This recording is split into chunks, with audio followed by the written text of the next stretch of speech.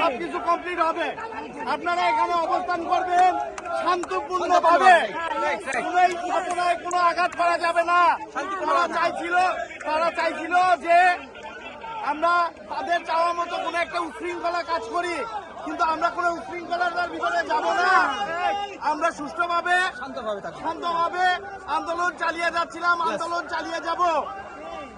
এই প্রধান বিচারপতির পদত্যাগে মানে তারা কি সিদ্ধান্ত নিল? এটা সিদ্ধান্ত এখনই আর্মিরা বলেছেন, আমরা অনলাইনে খবর পেয়েছি যে উনি পদত্যাগ করার নীতিগত সিদ্ধান্ত নিয়েছেন। নীতিগত সিদ্ধান্ত মিনস উনি পদত্যাগ করবেন এটা বলেছেন, কিন্তু একটা পদত্যাগ বললেই হয়ে যায় না, তার কিছু পেপার ওয়ার্ক আছে।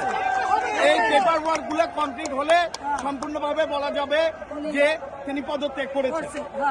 এই ছাত্ররা এসেছে তার পদত্যাগের দাবিতে, তারা অসহিংস কোনো আচরণ করবেন না। সবাই ধীরে সুস্থ ভাবে আন্দোলন করুন, অবশ্যই এই পেপার ওয়ার্কও কমপ্লিট হয়ে যাবে। এই খুনিরা চলে গেছে, তাদের দোষরকেও যেতে হবে। আমরা একটা ইন্ডিপেন্ডেন্ট জুডিশিয়ালি চাই।